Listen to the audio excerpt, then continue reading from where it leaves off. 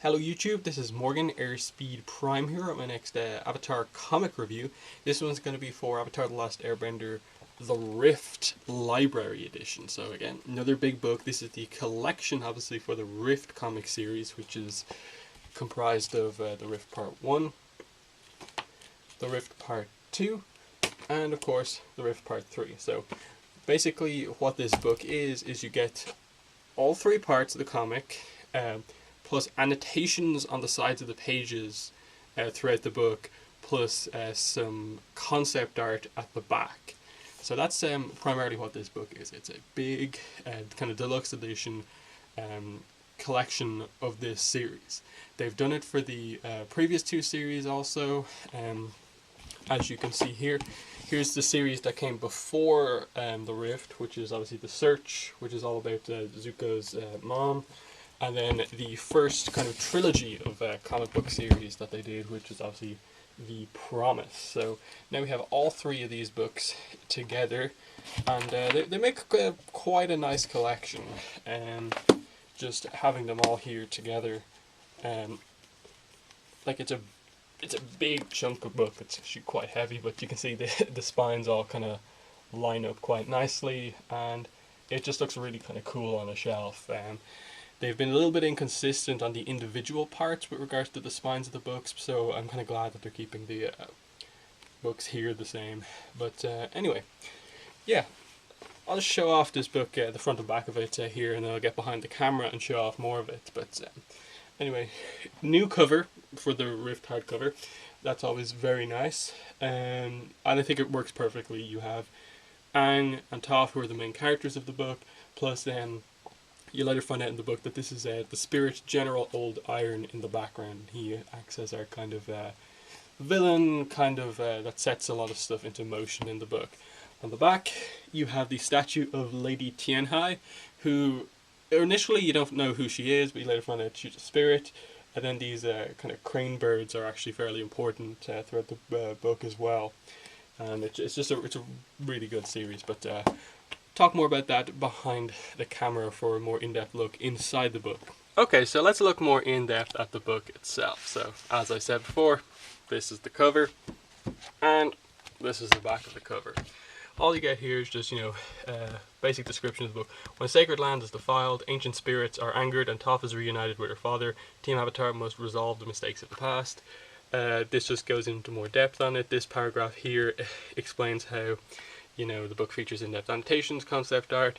Jean Yang is the kind of author, Guru Huru is the artist, and then a review here.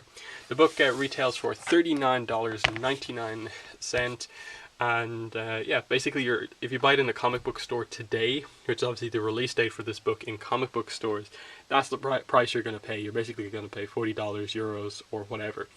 The book will be out February 24th, from other bookstores like Barnes and Nobles and stuff like that in America. That's their kind of regular release date for the book, and Amazon and other online retailers will probably start shipping the book around next week, in the kind of lead up to February 24th. It's a bit inconsistent about like when Amazon ships it in regards to the comic release date and the regular release date, but either way, this is the Rift hardcover. So let's look inside the book. As ever with all of these kind of bigger Avatar books, they have inside kind of cover is kind of a black and white map of the world. You get a kind of blank page. You get just created by Mike and Brian, picture of the statue, kind of little reunion between Aang and Yang Chen in the spirit world, and then Avatar: The Last Airbender, the Rift. Obviously, script by Jean Luen Yang. Art and covers by Guru Huru, which is Kawano and Sasaki. There's two people as part of Team Guru Huru. Lettering by Michael Heisler. And then you get the publisher and stuff like that. It's obviously a Dark Horse book. Another little image. And then this is actually the cover for the Rift Part 1 before you go straight into the actual comic itself. So this is a good point to actually kind of show you this was the size difference. This book is obviously a lot bigger in general than one of the individual parts. But even just lining it up with the kind of art, it's bigger anyway. So either straight up you get bigger art in these books, even though they don't use the whole the whole kind of width and dimensions of the book overall. But still, it's nice that that's there, and that's true even for just the actual pages of the book. As you can see here, it's a decent bit bigger. You know, it's probably about 10-20% bigger. Doesn't make a massive difference, but it's just nice that they changed it up a little bit. Now, this page gives us our first look at the annotations of the book. So, the reason that the book apparently, I'm not really sure how this works because we haven't had it confirmed or not. It's just like how big Guru do the original art. Like, if they needed to, could they actually extend the art so it's basically takes up the whole page? I'm not really sure. But either way, this seems to be the size they're going for.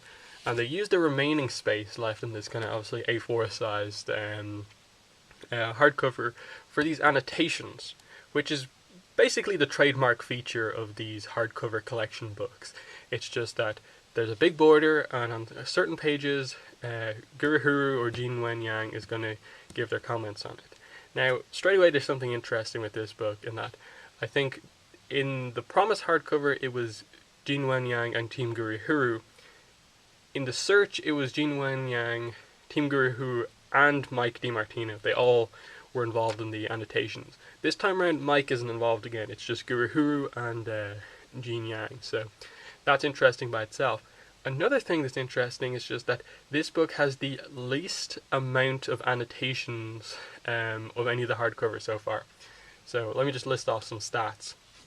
The Promise hardcover, which was the first big hardcover that revealed these annotations, had 58 pages which had annotations on it. The Search hardcover had 51 pages with annotations on it. This book only has 36 pages with annotations on it. And that's out of 216 pages for each of these hardcovers that actually are story pages. So that's a big problem for me. That's a very small number. That's less than a quarter of the pages have annotations on it. And this book, despite probably being one of the more interesting in terms of what it's actually about, has the least amount. And it seems like they're getting lazier and lazier with regards to these annotations, and it's becoming less and less of a draw to this book, and less reason for actually having this big border here, because if less than 25% of the pages have annotations on it, that means over 75% of the pages are just completely blank, like this 2 pages, just nothing on it. And with this book, you get multiple times where there's like 10 pages in a row where there's just no annotations. Something really interesting could be happening in the story, and they just don't mention anything about it. I also think the annotations in terms of what's actually on them is definitely the weakest of all of the books so far. There's nothing off the top of my head that I would say like, this is a really cool annotation. It revealed something extremely interesting about the book and the story going on here. Nothing super interesting is revealed in terms of like new characters or whatever extra information to add to the story. It's just basically pointing out what's on screen, what's going on in the book. Guru just makes some comments about the art, some of their favorite things to draw and stuff like that, and Jin Yang just remarks at times about the story and some stuff like that. It's fine for what it is. You know, early on there's a good few annotations, but then it really drops off once you get a few pages in. Yeah, but that's mainly that, and that's the way it works. You know, you go through the whole book. I'll just get to the start of basically the part 2 to show you how they kind of break up the book. So, it should be somewhere here. Yeah, here we go. So there's the end of part 1. That was a cliffhanger ending to Off meeting her father for the first time in a while. And then on the other side of the book, you obviously get the cover for part 2. And obviously you can see part 2 here. Here's the actual book. Again, bigger art. And they do the same thing for part 3 as well. So that's interesting. And then final thing to just show is just, I suppose, going into the concept art stuff at the back of the book. There's obviously the final page of the book, and then we get 12 pages of concept art. All of the hardcovers so far have had 12 pages of concept art. And what they do is they all kind of focus on the same thing. They show you kind of the general ideas that they've had for their various covers of the book of course, the part 1, 2, and 3 cover, in addition to the hardcover collection cover, and how they decided what was the best one to do. And this is all kind of broken up with some concept art about the characters. So here's Satoru plus the 3 air acolytes that we get focused on: Jingling, Yi Li, and Jingbo. This page is actually really interesting in that it reveals the names of two of the 3 new rough rhinos who weren't actually named in the book. We got the name of Utor, this guy here, but we didn't know that this guy's name was Junho, Junho, or that this guy's name was Seijir, Seijir. That's really interesting. That's like probably the biggest new piece of information from this book, that we get the names for these 2 characters. And they also show some kind of concept, basically just, you know, how they went through the various stages of kind of production on the art on a couple of the pages here. This is it obviously uninked, uncolored in, and stuff like that. So that's really nice to see. You get Pick and Pack are the name of these 2 lemurs that were part of the Yang Chen flashback stuff that you get in this book, and that's pretty interesting. Like they weren't really noted in the book at all, these 2. But they just give names to them here. That's interesting. Lady Tianhai, General Old Iron. You get some spirit designs, and that's really cool to see how that's ultimately Old Iron's completed design. And this is like an early design on him. It looks completely different. And then you get more on General Old Iron. Like that's him minus his armor, and this is their kind of the idea for him with his armor on and stuff like that. It's really interesting. There's Master Boma, who's obviously kind of Yang Chen's advisor. You get Beifong and Loban. But I will actually go back to show you one of the annotations I did find interesting. It's probably the only kind of really interesting one in the whole book. This one here, Jin Wen Yang marks that Uncle Loban repents by joining the Air Acolytes. I never noticed that when I read it the first time. I just missed him completely being in the background. Partly because I suppose he's not wearing full Air Nomad kind of outfit, but now that's confirmation that he is actually part of the Air Acolytes, and that's interesting. That Satoru, who's obviously a love interest of Toph in this book, is his uncle joins the Air Acolytes, and that's interesting. You know, I don't know if we're going to see him again, but if we do see the Air Acolytes, he probably will be there because he's a character that they've introduced. But for me, that was one of the only annotations that was interesting. Though, you know, maybe I'm being too harsh on them. You know, probably if any of you guys buy this book, you probably will get a lot out of just going through the book and reading the annotations as you go through the story. They are good for what they are. It's just, you know, for what they could be. Like, imagine like if this book had like half of the pages had annotations. Imagine every page had annotations. The amount of depth we would get into the story, the amount of extra details they could actually give. At this stage in time, I almost wish that they would go back to just, you know, they would just decide to scrap the whole annotations thing and just go, okay, we've made the art a little bit bigger. Going forward, we're going to make the art full page, and in the back, instead of annotations, we'll have concept art plus these kind of interview type things with Jin Wen Yang and Guru Hura at the back, where they talk more in depth about the book without kind of feeling the need to only say a little bit because of annotations and the lack of space. This way they know they're devoting pages to questions and they can go in depth on the questions and stuff like that. That would be interesting to me, but this seems to be the format they're going for, and it's good for what it is, but I feel the annotations could be so much more, and they're just putting so little effort into it at this point in time. And again, I understand Jin Wen Yang and Guru Hura are working on the next series right now. The Dark Horse coming up to them saying, write some annotations for this book, is probably a distraction from the new series Smoke and Shadows coming out. But if you're really marketing this book in terms of extras on annotations, you need to put more effort into them than you actually have. So that's a basic look at the book. What else is there? You just get the 4 element symbols on that page. More details, and yeah, that's the book.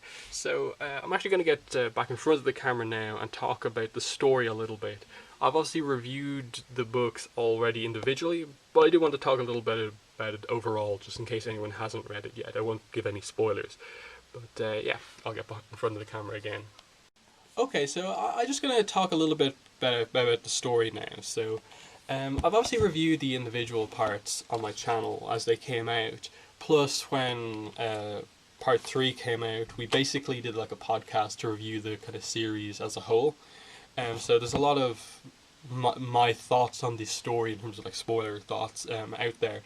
But with the release of this book, I know there are a lot of people who were purposely waiting for this book to come out to read the story, and so people waiting for this book will probably check out my review before they even check out the story. So I don't want to spoil anyone on that. So basically, I'll talk about this book in a non-spoiler sense and kind of review this story that way. I think The Rift is an excellent comic. I think it's probably the best written of the 3 series so far. Yes, The Search, probably of the 3 comics so far, has had the most important story in the sense of it reveals the answers about Zuko's mother and what happened there, and it again is really well written, really well focused. But for me, this is the kind of better book because The Search is so focused on Ursa, so focused on Zuko and Azula that all of the other main characters don't really get a lot of focus. With this book, it's a lot more balanced in the sense of like it's Aang and Toph, and then Katara and Sokka have something going on in the background. But Zuko's not in this book because he's obviously catching up with his mom while after the reunion from The Search. So I like that. It feels a lot like The Promise. I think was a great start to the comics. It had its problems, but overall it showed a lot of potential for these series, and that's why they're continuing them. But definitely you could tell that The Rift is a big advancement on The Promise in terms of the same general kind of story structure, but done a lot better. But fundamentally what The Rift is about, the title The Rift says a lot about what it is. But just by looking at the covers and stuff like that, Aang and Toph seem to be the main focus. And so you get the idea, oh, it's a rift between those two. And it is, but it's also a rift between the spirits and humans that's addressed. And how that links into basically this ancient air nomad ceremony that Aang wants to teach the air acolytes about, and how, this was a festival that Yang Chen started, and you get information on her backstory and about why she started it and how that relates to the fact that, this book, it says on the back cover, when sacred land is defiled, ancient spirits are angry. That's because, the reason Yang Chen started this festival was to appease the spirits, and because this new factory that you can see on the kind of cover here in the background has been built on this sacred ground, that creates the problem with the spirits. But before the spirits even come into play, it creates a problem between Aang and Toph, because Aang has obviously come to this land to celebrate this festival for the first time in a while. He wants to rebuild his culture now that there are people willing to join him, the Air Acolytes. But Toph, seeing Aang kind of talk about tradition and stuff like that to these Air Acolytes and teach them, is kind of getting more and more annoyed because she has had a tough time in her past. She doesn't like remembering her past because her parents just treated her like she was fragile, that she couldn't do anything, that she was just their blind little girl when in fact she was extremely capable. And so she really hates it when Aang is saying stuff like, this is just how the festival is done. She really doesn't like that. But really what comes into play is that they arrive on this land and the factory is built there out of nowhere. No one realizes it, but Aang is obviously upset about this because it's ancient. This place where the Air Nomads had a sacred ceremony has been built upon. But Toph is happy because this land is otherwise just used for this traditional thing that she has no interest in, is now being used as this really cool factory to like make metal, and there's people working there and stuff like that. She really likes that. It's an advancement of the future, and so you really see this conflict develop between the two of them about traditionalism versus modernism, about how far is going too far and forgetting about the past, and how much are you focusing too much on the past. And that's really what's addressed here. And the plots all link really well together about how, as I said, the factory links into the whole spirits plot in the background. It also links into the little plot that you have with Katara and Sokka, because they meet two girls who basically are around the same age as them, who are from the Southern Water Tribe but are now working in this place, and how that relates to the little bit of information you get on what the situation is like back in the Southern Water Tribe, because it's established that but since the end of the war, Sokka and Katara have yet to go back to the Southern Water Tribe. So to me, that's a setup for something that's going to happen in the comics in the future. They don't really address it too much. That's one of the smaller plots, but still really interesting. And then with Toph specifically, you also get the resolution and stuff like that addressed. The relationship between Toph and her parents, primarily to her father here. There's little information revealed about her mother, but primarily it's Toph and her father. And that is kind of shown basically by the fact that Lau is one of the owners of this factory. And obviously Toph doesn't know this initially when she comes there, and suddenly it's like, whoa, confrontation, this is going to happen.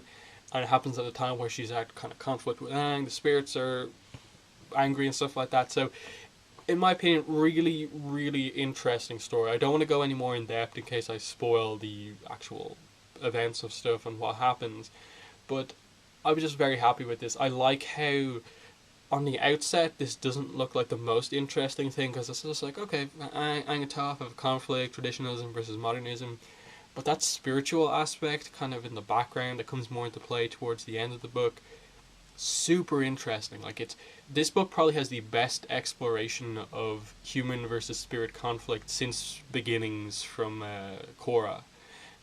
It's really well done. Like, some of the backstory you get with the spirits, with Yang Chen, really well done, and works as a kind of perfect almost setup for that theme being explored in Beginnings. It's really well done, and yeah. So just in general, coming back to the book itself, would I recommend this book? Definitely. Look, it's a big book. It's just really high quality, just like all of the other books, and most of all, just like, if you have the previous two library editions, if you have the Promised Library Edition and the Search Library Edition, you kind of have to get this one to add to your collection.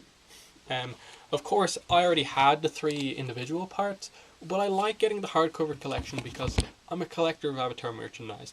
I want to basically speak with my money and say, like Dark Horse, look, I like what you're doing with the Avatar franchise. I want you to do more. I want the comics to continue, so I'm going to buy this even though I have the individual parts already. In addition to that, I bought it as well because I like reading the annotations. Even though they weren't the best in this book, they were interesting to read, and especially the concept art is something that goes for this book. It's a new cover, it's a big book, it's a kind of collector's piece, just because it's chunky. Like, this is a heavy book, and you saw me earlier on in the video, like, struggling to hold up the 3 books together. They're pretty heavy. And so, especially this one, this is this is the best story I think we've got so far, and the comics just continue to get better and better. And I like that they're giving Avatar such a deluxe kind of treatment that, instead of just getting like a soft cover collection of the 3 books that's kind of that thick and this small, they decide to go all out, give it a big book. Give it extras, annotations, concept art, make the art a bit bigger. They really go kind of all out on this. Again, a little bit lazy with the lack of annotations, but they put effort into this book in terms of editing it together and stuff like that. So definitely I recommend it. If you haven't read The Rift yet, if you don't have these 3 parts, definitely get this over these 3 individual parts. Yes, it's a little bit more expensive, but this book looks better in your collection than these 3, for sure. Yes, you're waiting a bit longer, but overall, this is I think the better book overall. And just, yeah, I think this is a great addition to any Avatar fans kind of collection, and I'm happy to have it in mine.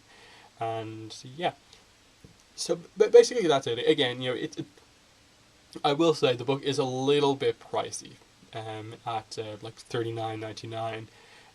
While to get the 3 individual parts together, it's I think it's $33 overall. But because it's a hardcover, because of the extras and stuff like that, it's just about worth it, and especially because it's a bigger book overall. So yeah, I'd recommend it. Like the other hardcovers, I'd recommend it. It's not going to appeal to everyone because I think for a lot of Avatar fans, they just want the content as soon as possible, and it's perfectly understandable that people are just going to be very happy to just have these three.